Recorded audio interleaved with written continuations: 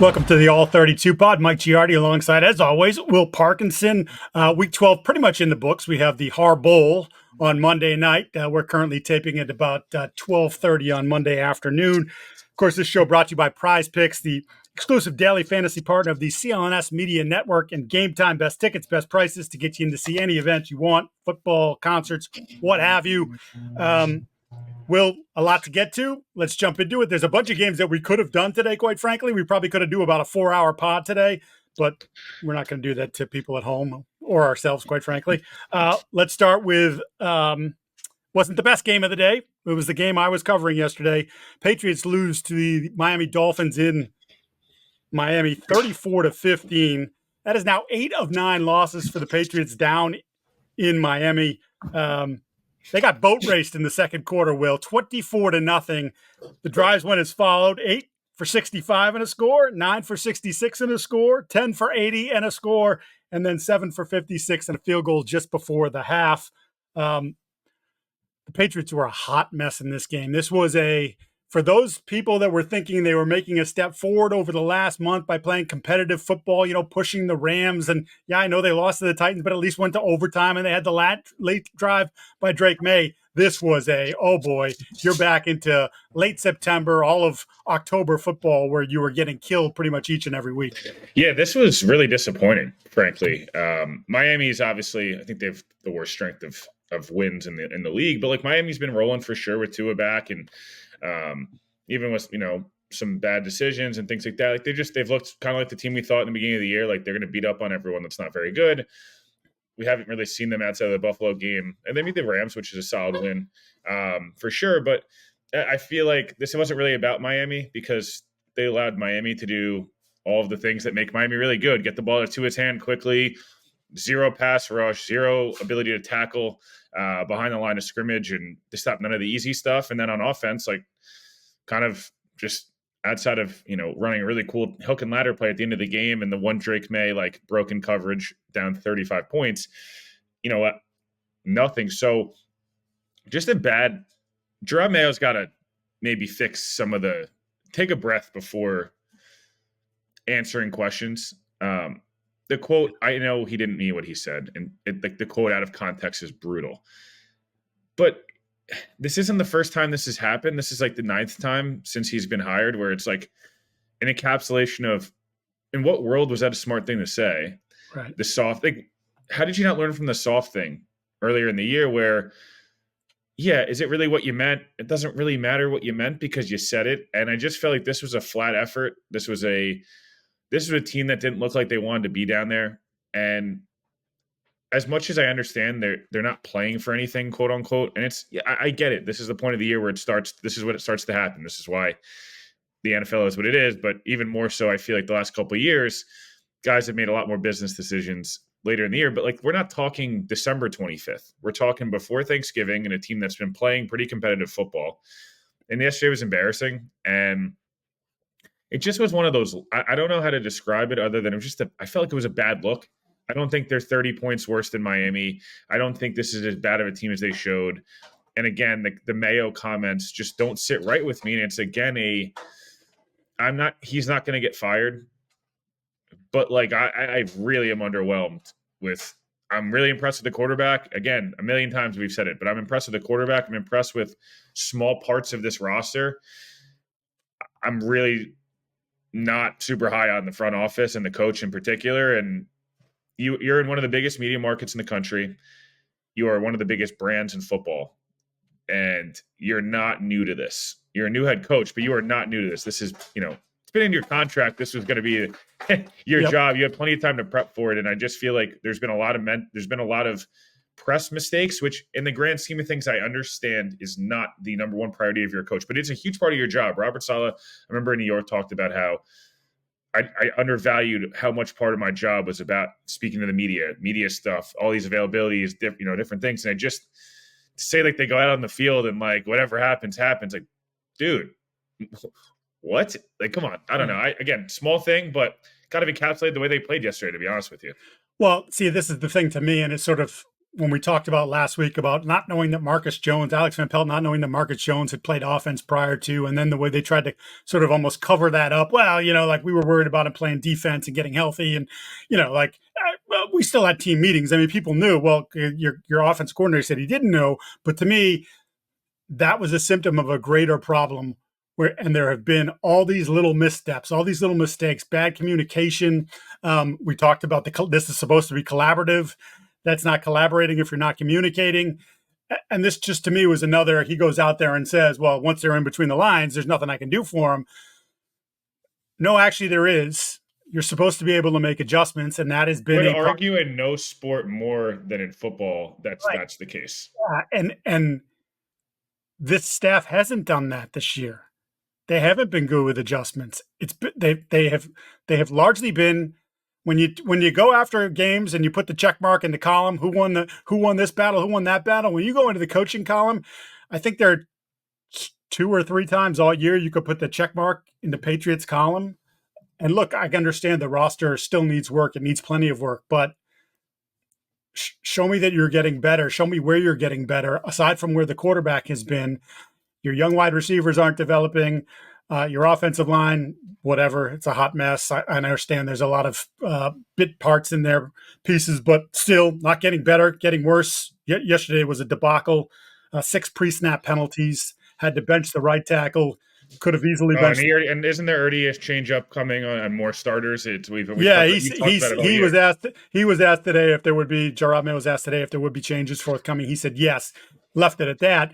Once again, the problem with this is because of injuries and because of just the overall depth of the roster, which is to say there is no depth. Exactly where do you turn?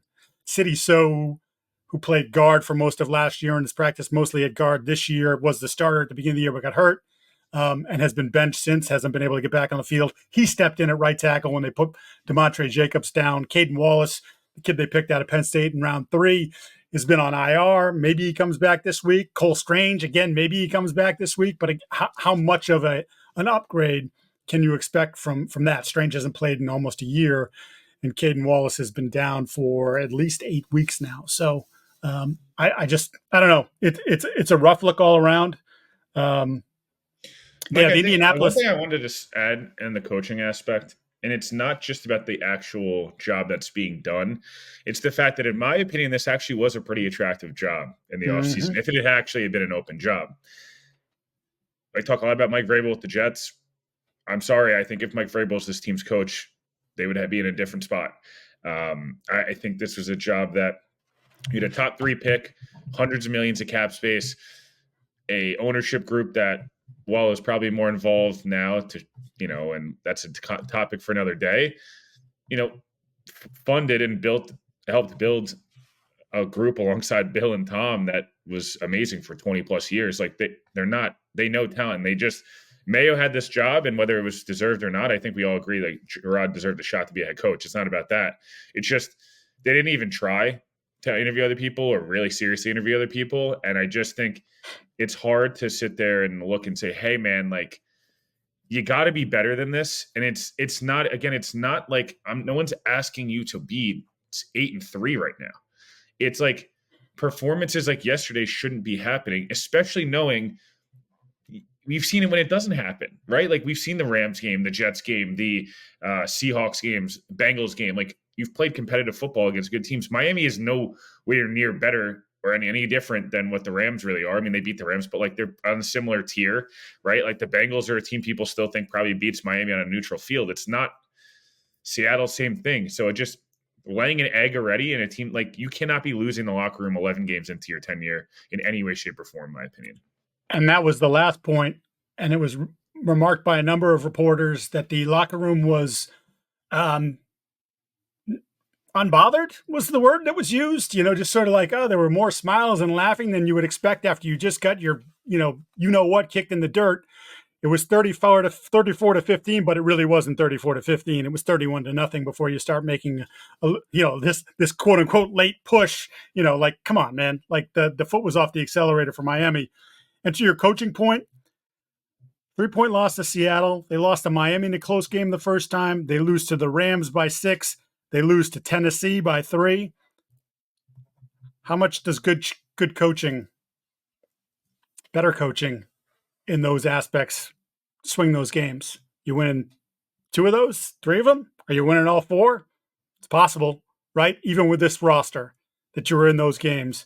And like I said, yesterday was a massive, massive step back for this football team. They have Indianapolis at home next, which I would think, at least from an offensive standpoint, would be a good place to get a bounce back. I think you know what they do defensively. Gus Bradley, God love him for how he keeps his job. Like I could see 275 and 2 or 3 touchdowns for Drake. And, whether you win the game or you're super competitive, like that's a real possibility. Anthony Richardson was back to being Anthony Richardson yesterday, I think 11 for 28. So, that the forward pass is a challenge for that team. All right, let's go to Cowboys beating the Commanders 34-26. Cowboys who had been just mired in hell with a big W in Washington. Commanders fall to 7-5. Quickly from a Cowboys side, Micah Parsons, when he's right, is still really, really good. Washington had all kinds of problems with him yesterday. But bigger picture is Washington was the flavor du jour in September, October, even into the early part of November. Now struggling. Are we getting so Jaden Daniels threw for 57 yards in the first half. He was picked off once. Ended up with 275, 2 TDs, 2 picks, rushed for 74. But he doesn't look like the same player. And it feels like, Will, we're starting to get the Cliff Kingsbury second half of the season offensive coordinator. I don't quite know how to adjust the people that have tape on me now and have enough tape on me and what we want to do. Yeah, a couple of different things you mentioned there. It's the Cliff side of things. It's the haven't had a bye yet, and have just been kind of like trying. This is a roster that was overachieving. This is a roster that overall I feel like took advantage of some early schedule stuff, some lucky results, frankly.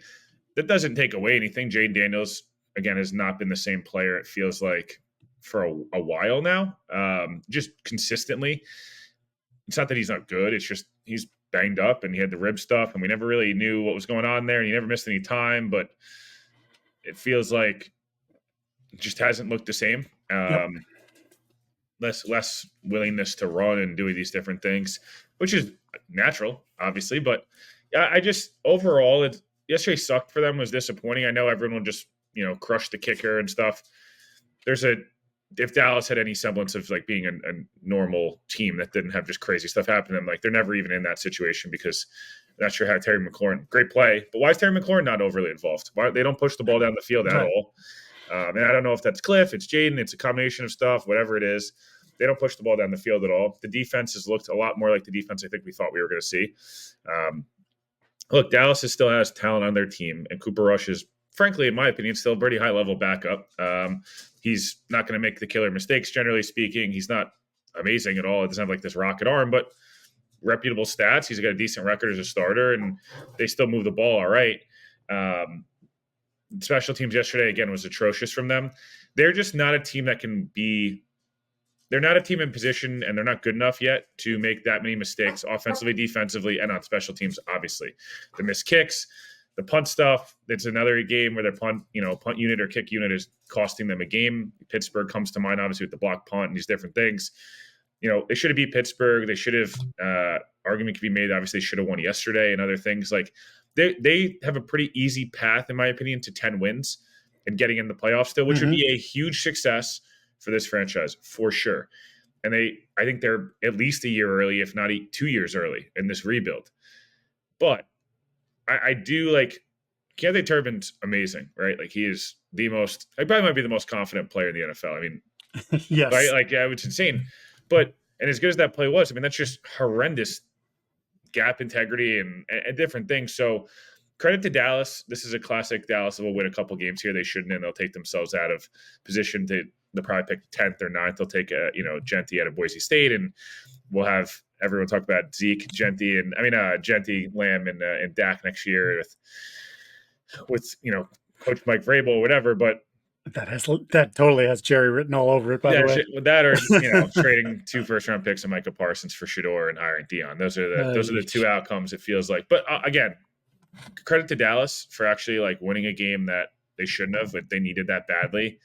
But I just feel like Washington is going to look back and say, hey, like we might not have caught the Eagles, but maybe we were the 5 seed and could have gone out and beaten an Atlanta team theoretically or someone and won a playoff game year one. And like now you're feeling really damn good. Yep. Now it feels like, are they going to get in as the 7? And if they beat New Orleans, Tennessee, and Dallas at the end of the year, and like, hey, I don't know, man, you're going to get Philly again. And I know you play Philly well, but it's too much. It just kind of feels like missed opportunities, I guess, is what I kind of look at it. And I think you kind of kick yourself if you're an organization going, hey, like, I know we're overachieving, but let's keep overachieving. You know, it's like you don't settle just because you are not shitty anymore, right? Like, right. Who cares? That's right. Not, right. Not They were 7-2. They're 7-5 now. It would be even though, as you mentioned, probably a year, maybe too early at this point. When you get to 7-2, it would be a colossal disappointment if you don't find your way into the postseason, and it would slow some of the momentum I think that they had built over the first 2 months of the season about this regime, the change, the whole thing. You're bringing new energy to that stadium. It's just a game you can't lose yesterday. And again, from a talent perspective, they're probably similar teams from a talent perspective, but you were at home, you needed it more, and the number of breakdowns. And you mentioned special teams. That's Larry Izzo is the special teams coordinator, former Patriot, Dolphin special team linebacker type. He's got to get that buttoned up, or he might be freshening up his resume for the coming season. Let's hear from one of our sponsors, Game Time. Of course, we're talking about all these great games and the potential. Like, for instance, if you're out on the West Coast, wouldn't you want to go to the Har Bowl tonight? You get tickets to go see Jim versus John. Big deal. You know, obviously the Chargers playing as well as anybody right now, having won 4 in a row. Baltimore needs this one. They've been stumbling along. So you say to yourself, well, how do I get there, man? There's no way I can get tickets. No, you can get tickets. You just go on Game Time, and they have a new feature called Game Time Picks that makes getting tickets to see your favorite teams play live even easier. It filters out the fluff to show you only incredible deals on great seats, so you don't have to waste time searching through thousands and thousands of tickets. I'm going to need to get myself to some basketball games this winter, and I can guarantee you that I'll be using Game Time as I did for when they played the Golden State Warriors that I keep mentioning a few weeks ago. All you got to do is download the Game Time app, create an account, and use the code CLNS for $20 off your first purchase. Again, terms apply. Create that account, redeem the code CLNS for $20 off. Download Game Time today. What time is it? Oh, it's Game Time. Let's go to another team that has got to be wondering what the hell's going on, especially based for them on preseason expectations or even the way they started the season, and that's the Houston Texans, who were shocked by the Tennessee Titans, 32-27. Texans are now 7-5. They're at the Jets next weekend. No, excuse me, Jacksonville. At Jacksonville next weekend. And I guess I would ask you, and you've been on this pretty much since week 1, what's happened with C.J. Stroud in the offense? 74.7 passer rating for Stroud since week 7 is the lowest amongst qualifying quarterbacks from that point on. They don't look right. They don't look like the same team. There's something there every week where you go, there's too much there for it to be like this. And yet, once again, week after week, you keep feeling the same way coming out of the games. Even when they win, you're like, still haven't seen the best of the Texans yet. That certainly wasn't the best of the Texans against the Titans. A couple of things. One, I'll give the Titans some credit. They're still playing hard. Brian Callahan has this group looking far better than I thought he could be a one-and-done guy 4 or 5 weeks ago. Oh, yeah. 4 or 5 weeks ago, he was circling the drain. I'm not super high on Rand still, but Callahan showed some stuff. Will Levis looks like an NFL quarterback again. And it's almost like he kind of said it like he has – I'm not saying that he's going to be the guy, but there's probably a conversation that building of, hey, we're probably going to finish with a top 7 pick.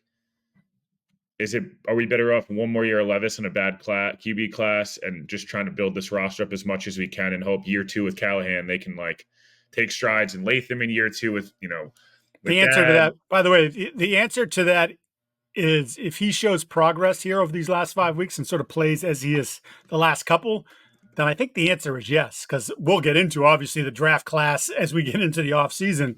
But I don't love any of the quarterbacks. I know some will get overdrafted. It's what happens every single year.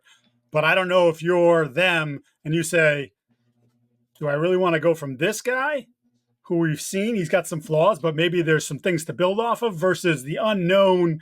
And again, to your point, not a great quarterback class. Yeah, I mean, Levis is 17 starts, really 16 to Miami. It should count. I mean, 3,300 yards, 18 touchdowns, 13 picks. I'm not sitting there telling you he's going to be special, but the last 3 games, 700 or so yards, 5 touchdowns, 2 picks, and obviously an impressive win yesterday.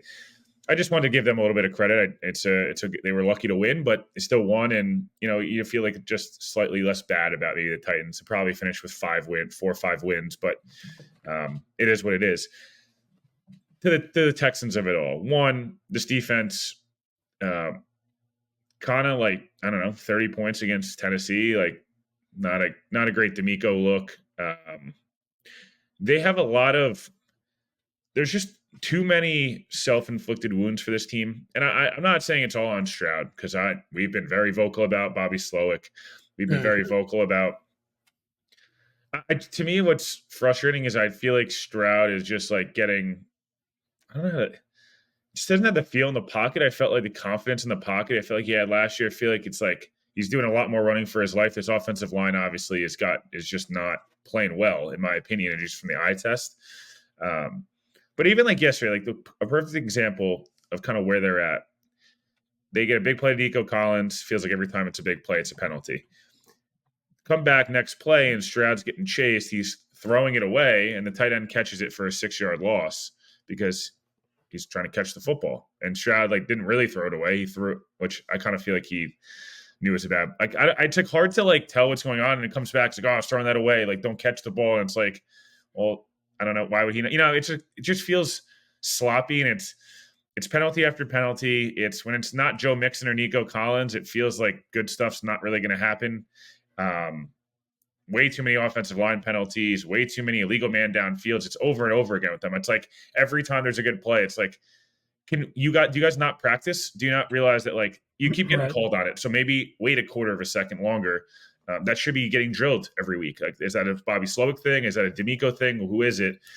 They're just I think me and you both thought this is a 10-win team in a bad division. They'll be better than last year roster-wise, but probably worse record-wise, and team playing primetime games, team playing with expectations. CJ Stroud was talked about like he was Patrick Mahomes a year ago, and I still think he's a top 8 quarterback in the league, and I still think he's really good.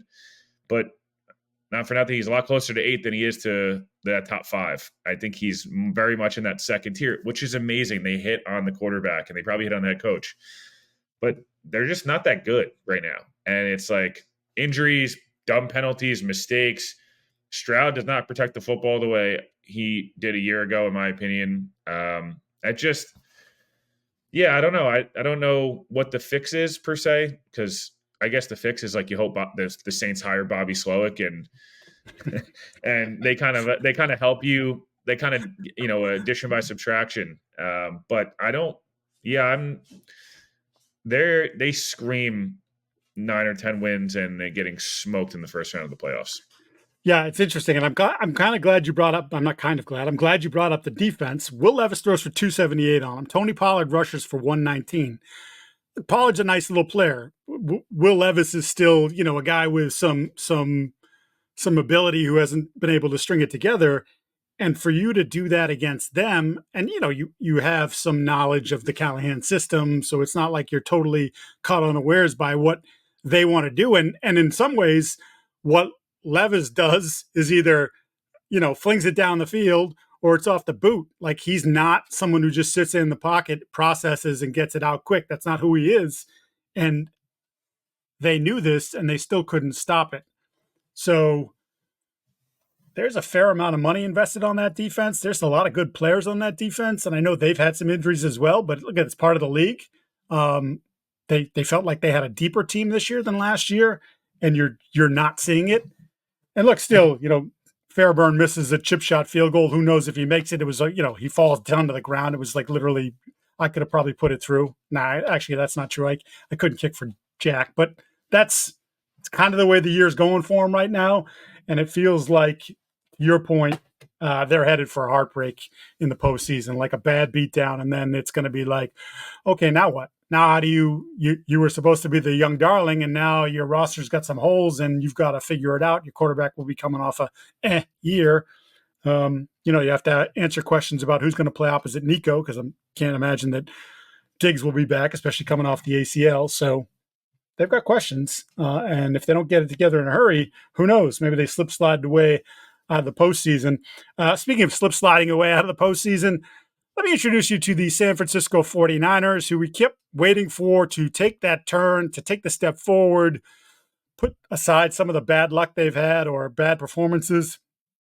They got absolutely croaked in Green Bay, 38-10. They fall to 5-6 on the year. They've got Buffalo at Buffalo on Sunday Night Football on Thanksgiving weekend, so good luck with that.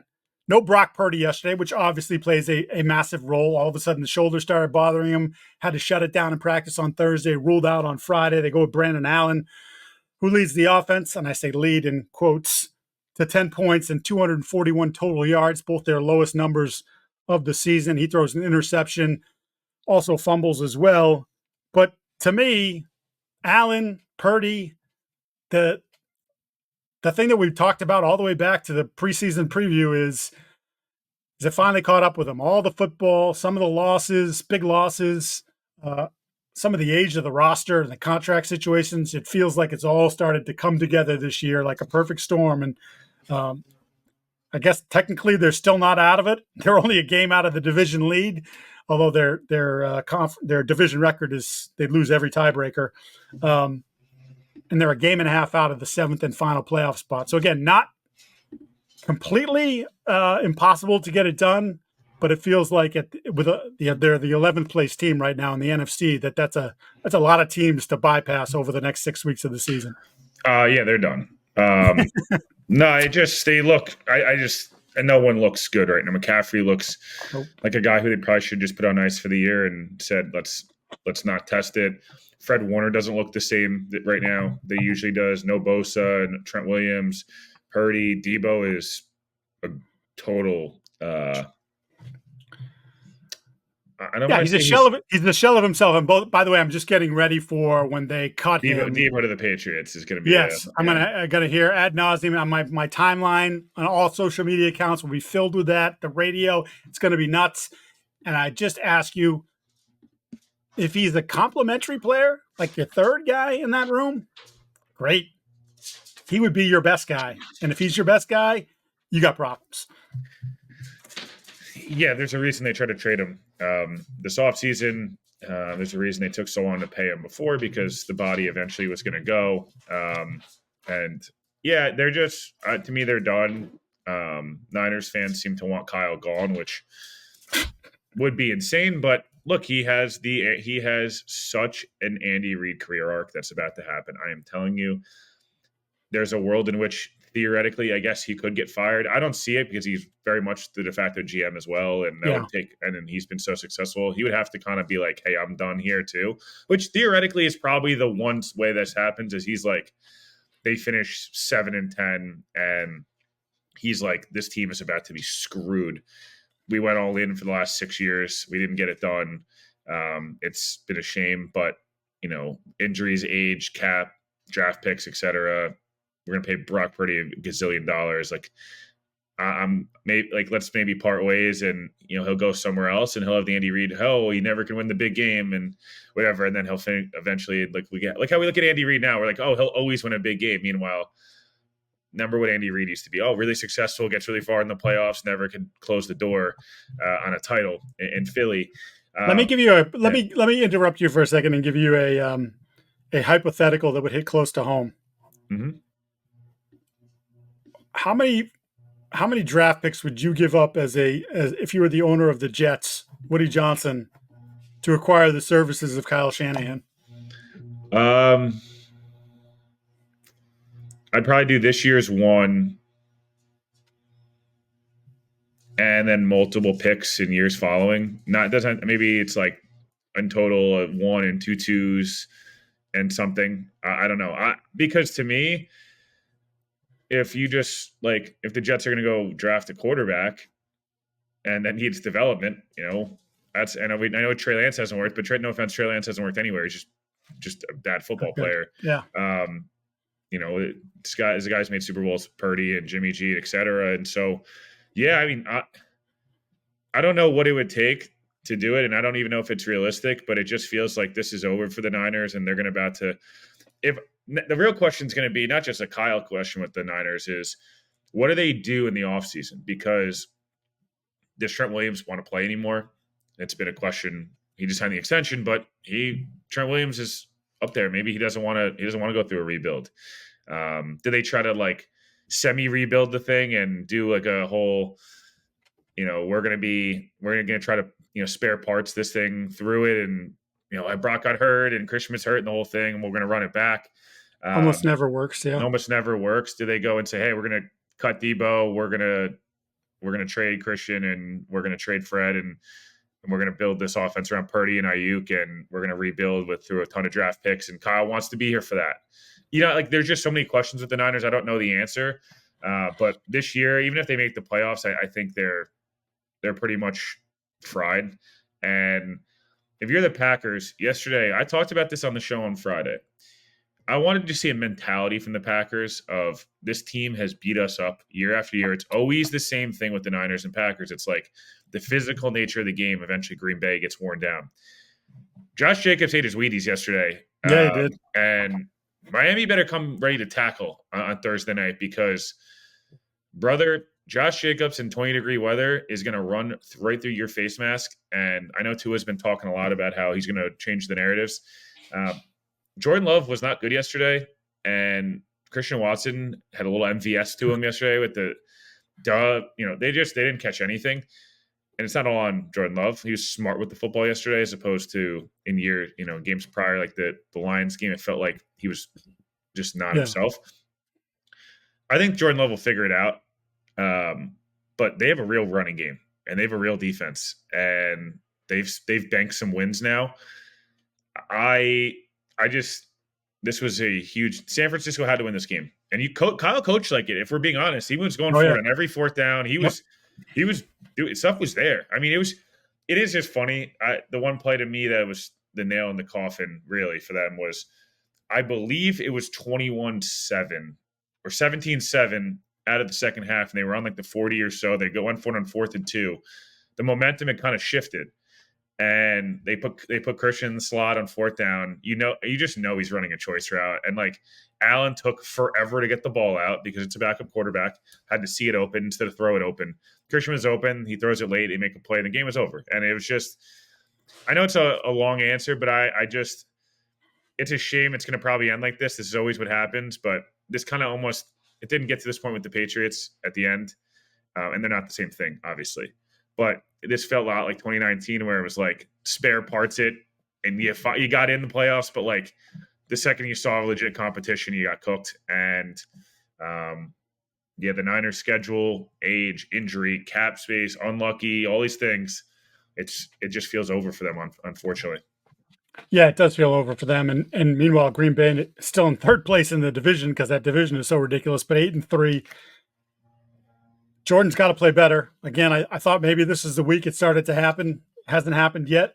At least he did take care of the ball, but they need more out of him in the passing and the receivers too. I mean, Christian Watson's good for one of those drops, like every 3 weeks, like just should be a touchdown and clangs off his hands like he's never seen a football, like he's wearing oven mitts out there. But Packers will be a dangerous team because they are built more for January than they have been in years past, I think, if they can get the quarterback play to go along with it.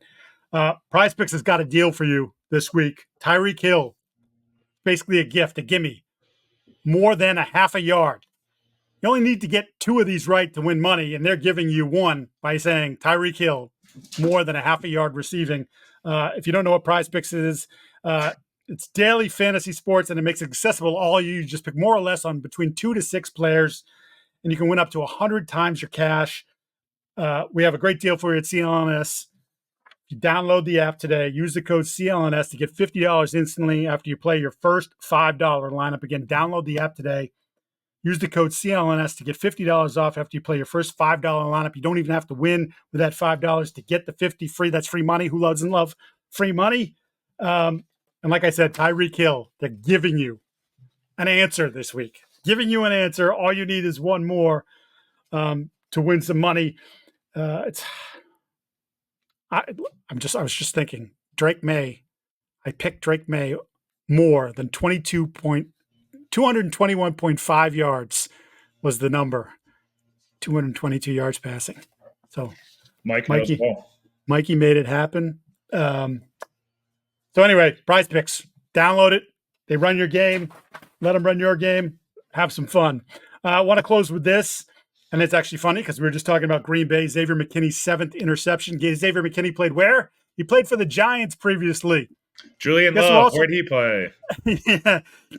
Guess who Saquon Barkley used to play for? He used to play for the Giants, and he was lost in free agency as well. Saquon goes bananas again. Last night in LA, they beat the Rams 37-20. He has touchdown runs of 70 and 72 yards, finishes with 255 yards rushing in the game, over 300 yards of total offense. Philly's now won 7 in a row, and I ask you, because the MVP is a quarterback award. It has been a quarterback award for basically, I don't even know how long, pretty much forever. But with Josh Allen, Lamar Jackson, should Saquon not only be in that conversation, but should he be at the front of the line? Should be close. If you really run through it, Mahomes, it's not a discussion. His stats. Yeah, he's a great player. He's just not having a great year. Obviously, from a Lamar perspective, it feels like the Ravens aren't going to be. They're probably the 5 or the 6 seed if things continue the way they're headed. Although Pittsburgh obviously choked away a game on Thursday night, so unless Lamar lights up the next 5 weeks, they does get to be voter fatigue. Sometimes we see that. Burrow would be leading the conversation quite comfortably if the Bengals, and maybe he still gets a Russell Westbrook-ish win if they find a way in the playoffs, and it's like his stats are so ridiculous. If Burrow just 6 weeks in a row and then he wills them into the playoffs with 5 out of 6 and he puts up 40 touchdowns, 6 picks, and 4,500 yards, like maybe he does it. Josh, maybe if they get the 1 seed, he puts up absurd numbers. But it feels like there's been this course correction with the style of play across the NFL all year. And I think AP is the last guy to win it in 2009, if I'm not mistaken. Adrian Peterson was making more money a year than Saquon is this year. And for everyone, the market corrected itself so much essentially that Saquon became a good value signing, right? In all seriousness and it's a broader conversation, Philly said, hey, we have a quarterback that's pretty good at throwing go balls to A.J. Brown and tunnel screens and doing tush pushes. We could really use our running game from a couple of years ago in that defense, and they invested in pass rush, their secondary, and their running back. And Saquon, I think 213 yards last night before contact or whatever it was. So the offensive line's been fantastic for sure. Saquon just brings this dimension that scares you, and he's playing the way he played at Penn State. He's playing the way he already has surpassed his yards, career high in yards and touchdowns. He's on pace for 2,200 yards and like 20 plus touchdowns. Mm-hmm. And if he gets to even close to 2,000, and the Eagles they're probably not going to catch Detroit, but they could. I mean, Detroit's other games, and as much as they're rolling, Philly's rolling too. If Saquon has a big night against Baltimore and Lamar doesn't have a big night, don't you feel like that's like, okay, Lamar's out? And then it comes down to Josh. And it's like, is Josh going to win it because people feel like they have to give him an MVP at some point? I feel like people are itching to. And like it comes down to this. It was like the whole Russell. Remember, Mike? I don't know I think it was 2019. Must have been 2019. Everyone, the entire preseason, Russell Wilson's never gotten an MVP vote. I feel like this year going into the year, there was so much like quarterbacks win every year. This is such a stupid award. Yep. Everyone's been dying for him or Derek. Him and Derrick Henry have both put up ridiculous numbers. Henry won't win it because of Lamar, and also because I don't think he's changed. I think he's whatever. He's compiled more stats to me than has been. In fact, Saquon has been like, oh my God, like he's bailed them out of games. He's won them games. It feels like. So yeah, I'm sorry. I think he's one of the 3 or 4 most valuable players. If you took Saquon off the Eagles right now, I do think it would drastically hurt them.